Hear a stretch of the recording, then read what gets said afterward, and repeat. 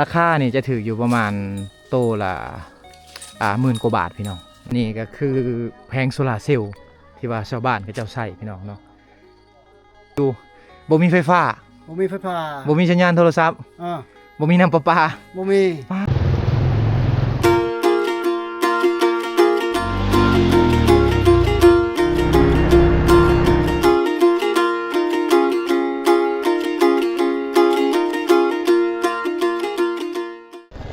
วิทย์เส้นทางที่ว่ายุ่งยากลำบากมาแล้วพี่น้องก็ถือว่าใครกว่าเก่าและเส้นทางเส้นนี้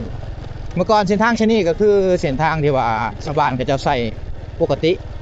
แต่ว่ามาในปัจจุบันนี่เขาบ่ได้ใช้แล้วเนาะเขาใช้แต่ไปให้ไปสวนเท่านั้นพี่น้องตอนนี้บ่าวโหนดก็มาฮอดบ้านละตริบแล้วเนาะเป็นหมู่บ้านชายแดนลาวเวียดนามนะทางเส้นนี้นี่ส่วนหลายเขาจะอยู่ตามถนนหนทางที่จะไป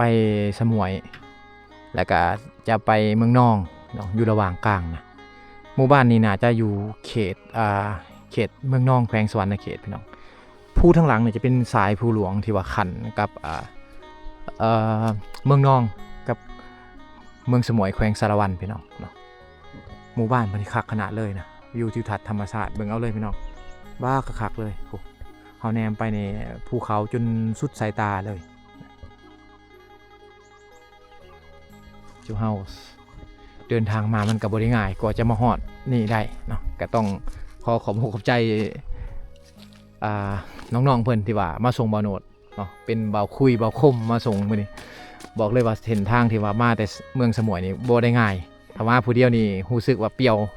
แน่นอน รู้สึกเหงาแน่นอนเลยพี่น้องเนาะจักหน่อยเฮาสิพาทุกคนย่างเลาะเบิ่งหมู่บ้านเพิ่นเนาะเป็นหมู่บ้านประมาณ2-3 หลังคาเรือนนั่นแหละที่ว่าเพิ่นอยู่ข้างในกลางป่าพี่น้องเนาะบ้านละตีนี่เป็นหมู่บ้านหนึ่งที่ว่าอยู่ท่ามกลางขุนเขาชายแดนลาวเวียดนามพี่น้องเนาะฝากเมืองที่เฮาอยู่นี่จะเป็นฝากเมืองลาวนะแต่ว่าเฮาข้ามไปหน่อยหนึ่งประมาณ2 กิโลเมตรพี่น้องเนาะจะเป็นเวียดนามจะขึ้นกับเมืองกวงจิแขวงกวงจิพี่น้องเนาะอย่างเมืองนั้นนะเดี๋ยวย่างเลาะเบิ่งบ้านละติบกันพี่น้องเนาะหมู่บ้านนี่เป็นชนเผ่าน่าจะเป็นชนเผ่าเครือญาติกับชนเผ่าปะโกะกะโดพี่น้องเนาะเพราะว่าเฮือนซานเพิ่นอยู่ในเขตนี้จะเป็นคล้ายๆกับเฮือนซานอยากคล้ายๆกันเนาะ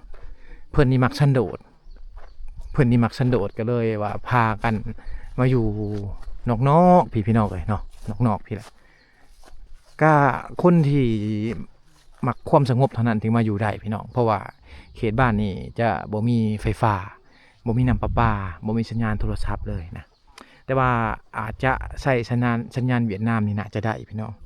พอติดกับชายแดนเวียดนามขึ้นอยู่พี่น้อง2 ขีดเนาะเห็นเป็นคุ้มเป็นบ่อแบบซี่นี่บ่แม่นชาวบ้านเขาขุดได้พี่น้อง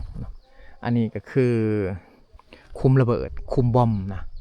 คุมระเบิดคุมบอมเลยตามบริเวณนี้เพราะว่าเมื่อก่อนเส้นทางนี้ก็เป็นเส้นทางโฮจิมินห์เชื่อมต่อกับลาวนะเป็นเส้นทางที่ว่าเขาขุดขนส่งอาวุธเนาะเขามาสู่หบแต่ก่อนเนาะแต่หลายปีก่อนแล้วแหละนี่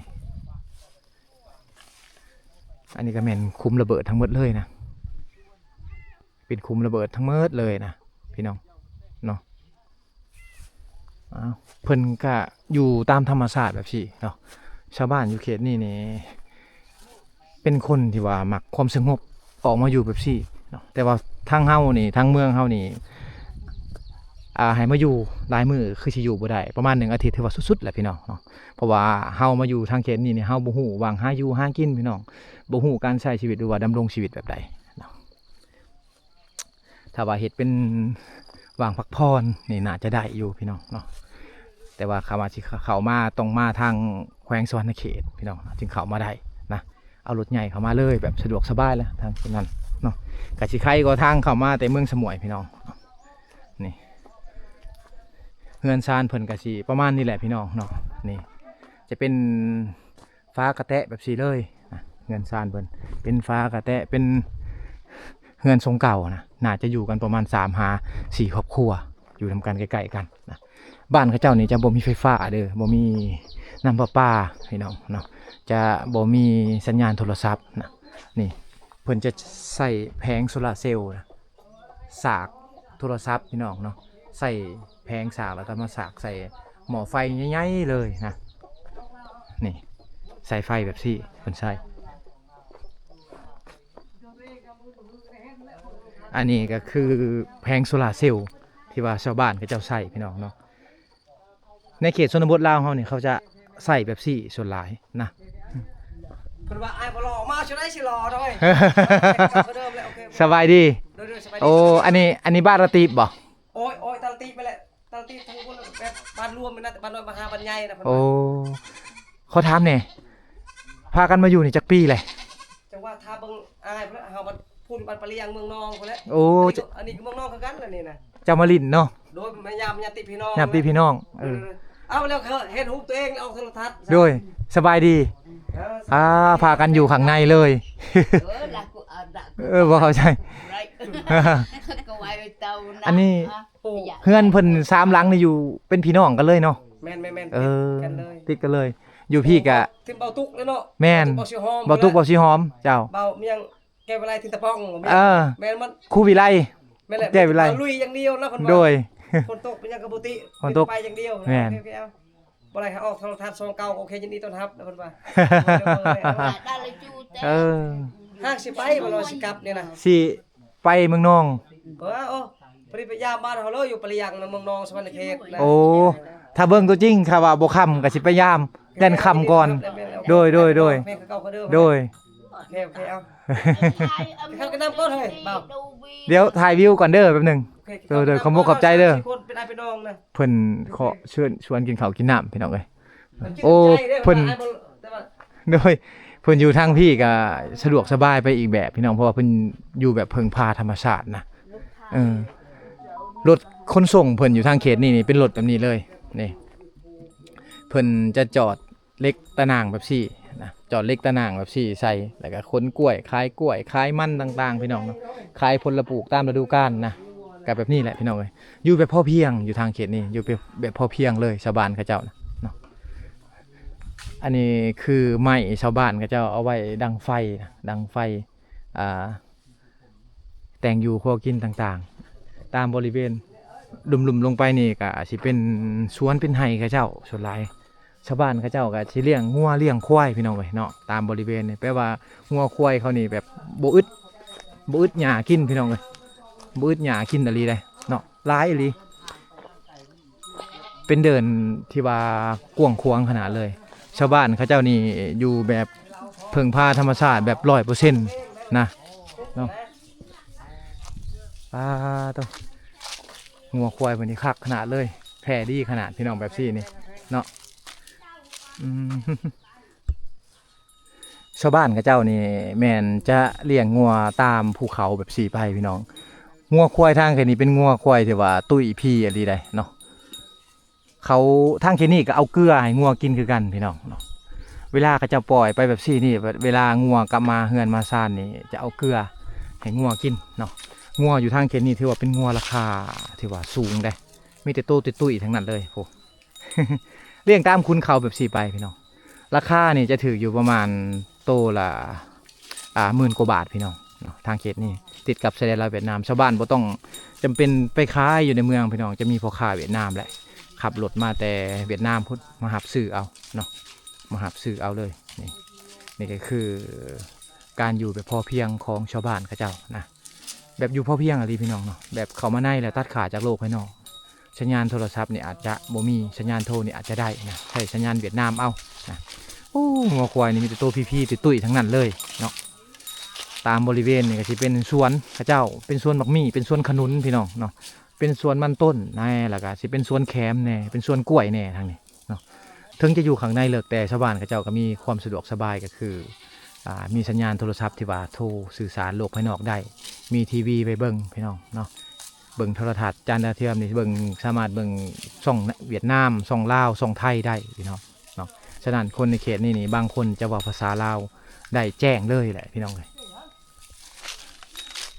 ก็คือเห็นพี่น้องเลยเนาะก็บ่ได้ง่ายก่อนที่ว่าเฮาจะเข้ามาในเขตชนบทแต่ละเทื่อเนาะ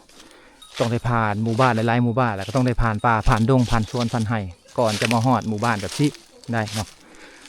มาแม่เมาปันเข้ามา ขอบใจเด้อการอยู่แบบที่นี่ก็ นะ ก็เป็นการอยู่แบบพอเพียงของชาวบ้านเขาเจ้าเขาอยู่ในเขาก็มีการเลี้ยงงัวเลี้ยงแบะพี่น้องเนาะเลี้ยงเป็ดเลี้ยงไก่ต่างๆนะบ่ได้มีความยุ่งยากทางด้านของอยู่ของกินนะเพราะว่าตัวนี้นี่เขาเจ้าจะเลี้ยงไว้เฮ็ดฮีดแน่เลี้ยงขายแน่แล้วก็เอาเลี้ยงไว้กินแน่พี่น้องเนาะสัตว์ลักๆที่ว่าเขาเจ้าเลี้ยงไว้นี่ก็เป็นแบะเป็นงัวเป็นควายและขี้แบะขี้งัวขี้ควายต่างๆนี่เขาเจ้าจะเอาไปไว้เฮ็ดปุ๋ยคอกเอาไว้ใส่ต้นไม้เอาไว้ใส่เครื่องปลูกของฝังของชาวบ้านเขาเจ้านะส่วนหลายเขาจะบ่ได้ซื้อนั่นพี่น้องเขาจะบ่ได้ซื้อปุ๋ยเคมีมาใส่เพราะว่าปุ๋ยเคมีอยู่ทางเขตนี้นี่ตัวราคาแพงหลายเนาะฉะนั้นเขาก็หันเปลี่ยนเอาขี้แบะขี้งัวขี้ควายขี้เป็ดขี้ไก่นี่แหละเนาะปุ๋ยคอกต่างๆนี่แหละเอามาเป็นปุ๋ยเอาไว้ใส่กับหัวสวนต่างๆพี่น้องเนาะเอาไว้ใส่กับเครื่องปลูกต่างๆของชาวบ้านเขาเจ้านะเฮือนซานเพิ่นอันนี้จะเป็นเฮือนครัวอันนี้จะเป็นเฮือนหลังใหญ่นะสบายดี โอ้สบายดี โอ้ เอาบ่อยจะกล้อง โอ้บ่ได้ โน่หนาว ขอบมกขอบใจหลายๆเด้อ ไปเข้ากินน้ำก้อนเปล่า บ่เป็นหยังเผาเมื่อแน่ โอเคเอาให้ ให้อยู่ดีมีแห้ง คือกัน ให้โชคให้มัน โดย ให้ด้วยทุนระเบิดเนี่ยมันนี่เล็กออกแน่ โดย บ่ลายกับซองตื้อนะเฮ้ย เออ เอายังลาย ซ่องตื้อนี่สิบ่ลืมเลยสิมาบ้านนี่ก่อนคันถึงซ่องตื้อนี่ขี่รถจักรมาหารถ เอาไปนะเบาเด้อทางนะโทรภาพเขานะ โดย เราใส่กำลังใจให้ ขอถามแหน่เส้นทางแต่นี่ไปหาอันแดนวิไลนี่ ไม่เป็นไรเลยไม่เป็นไร ดีบ่เส้นทางโอเคอยู่บ่ พอไปอยู่ พอไปได้อยู่เนาะ แม่น เป็นเส้นทางใหญ่เลยเนาะบัดนี้ โดย เอ สอนน้องๆเลย อสอนเมืองนองเลย โดยไม่เป็นไร บ่ได้แม่นเส้นทางเลาะป่าเลยเนาะ โมแมน โอ้เส้นทางใหญ่เลย โดยเข้าเมืองนองเลย เข้าเมืองนองเลยเขา เราเป็นน้ำซอเราเป็นน้ำเลย แต่ก่อนนี่มันเป็นเส้นทางที่ว่าดีกว่านี้บ่ตอนเขาแปลงทับอิฐน่ะ ดีอยู่แต่เดี๋ยวมันเพแบบอันนั้นมันลำพาลำพ้นนะมันเจาะมันเจือน เพไปตามกาลเวลา แมน เป็นนำฤดูกาลฝนเสาะเจือนไป ดินเจือนยังนะคนละอย่าง เออ ทางแบบจากมือนะมันก็เพเลยเนาะ เออ แต่เก่าเขาจะเบิกนะก็ดีเป็นหัวเป็น เป็นทางใหญ่เนาะ แม่นแหละ เฉพาะจึงมีอันลักกิโลยังมีอันลักแดนพร้อมเนาะลักมาลายพร้อมพี่น้องเอ้ย แม่น บ่โนดทวิตคิดว่าเป็นทางไห่ทางสวนเพิ่นซื่อแท้บ่แม่นบัดเฮามาเขตสวรรณเขตนี่จะเป็นทางที่ว่าใหญ่เพิ่นเฮ็ดเป็นทางใหญ่มีลักกิโลมีลักแดนมีลักมาลายตามถนนหนทางไป แม่น เนาะ แม่น แปลว่าแต่นี่หาอันแดนวิไลนี่ประมาณ10กิโลบ่ฮอดบ่ เตะใส่ แต่บ้านนี่ไปหาแดนวิไล จงว่ากูว่าเด้อเบาเอ้ย กลัวบ่ประมาณ10ป้ายเนาะ แม่น25ไปผมก็ โอ้ประมาณ25กิโล โดยแม่นแหละ โอ้เอาขอมกกับใจเด้อ โอเคเอา เอาอยู่ดีไม่แห้ง โดย โอเค คือกันเนาะ เอา อ้าวโดยบ๊ายบายขอบใจหลายๆ โดย หักแพงเด้อโดย โดย เอาอันนี้แหละพี่น้องเอ้ยอยู่ในเขตชนบทลาวเฮา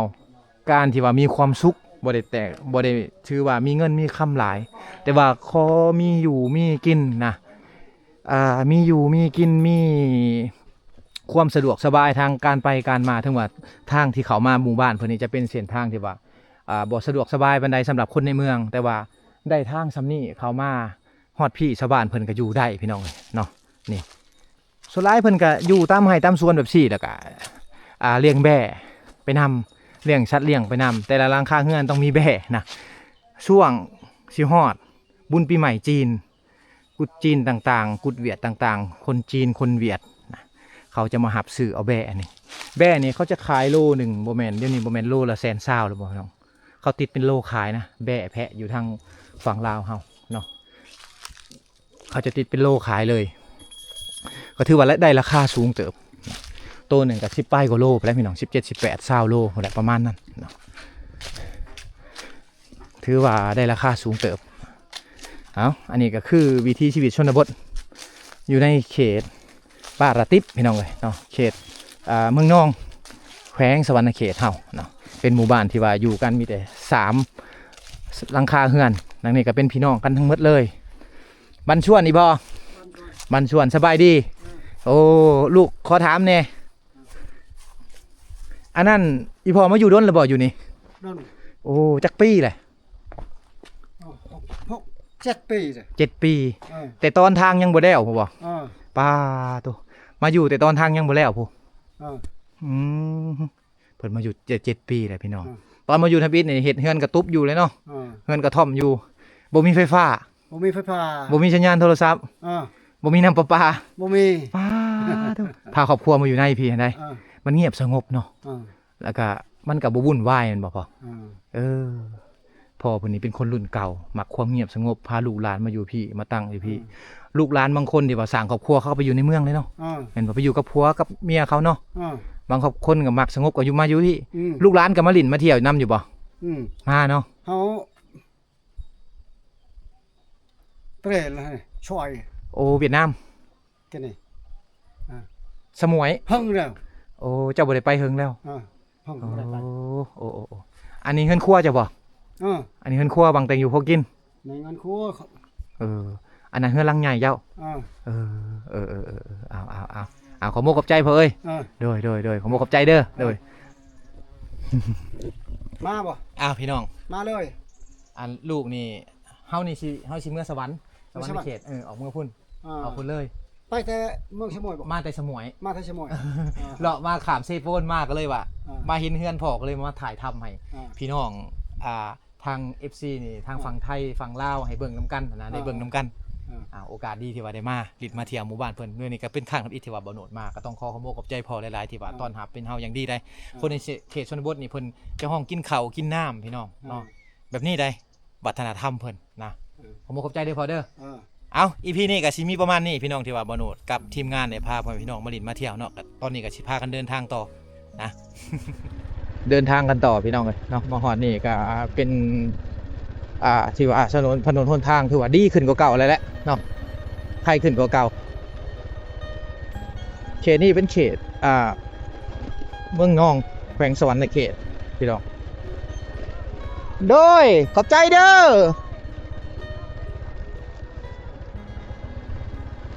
เอาไปเดินทางกันต่อพี่น้องเนาะก่อนที่เราจะเข้าไปถ่ายคลิปแต่ละหมู่บ้านต้องได้เข้าไปหาผู้บ้านเขาก่อนหรือว่าถามคนในบ้านซะก่อนว่าเพิ่นให้ถ่ายคลิปบ่พี่น้องในเขตชนบทเขตนี้แต่ว่าเพิ่นให้ถ่ายเฮาก็ถ่ายเนาะแต่ว่าเพิ่นบ่ให้ถ่ายเฮาก็บ่ถ่ายพี่น้องอันนี้ก็ตามความสะดวกของชาวบ้านเขานะเฮาก็จะบ่รบกวนเขายังอีกประมาณ18กิโลเมตรพี่น้องก็จะฮอดแดนวิไลนะอีกประมาณ18กิโลเมตรฮอดแดนวิไลก็ถือว่าบ่ไกลพี่น้องเป็นเส้นทางคือเห็นเป็นเส้นทางแบบนี้ก็โอเคอยู่แต่ว่าช่วงฝนก็แนะนำนะบ่ปานใดแหละช่วงฝนนี่แต่ว่าเป็นเส้นทางแบบนี้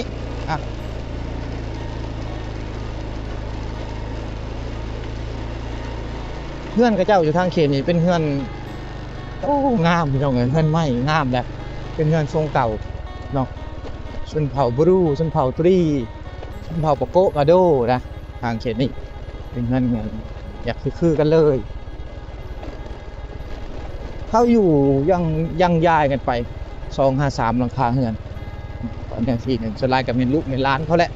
ที่ว่าเขามาอยู่ในเขตนี้เนาะคนที่ว่าความสงบของงานที่ว่าอยู่ได้เพราะว่าใครมักที่จะท่องเที่ยวก็มาลินได้อยู่มาลินมาเที่ยวได้ต่างแต่ว่าอาจจะอยู่ร่นบ่ได้นะอยู่ได้ก็ประมาณ2-3 มื้อหรืออาทิตย์นึงเท่านั้นแหละพี่น้องเนาะคนเมืองเฮาก็สิกลับไปสู่งานต่อเพราะว่าถ้าว่าเฮามาอยู่เขตนี้ก็คือบ่นอดว่าและมาอยู่แล้วเฮาสิหากินแบบใดเฮาสิเฮ็ดเวียกหยังพี่น้องเฮาบ่เคยอยู่ถ้าว่าเฮามาอยู่โดนก็อาจจะลึงเคยไปแต่ว่าหากมาอยู่ใหม่ๆนี่โอ้โหแนวเช็ดเลยนะพี่น้องเนาะถ้าว่าบ่มีไผนำพาบ่มีไผสอนนะ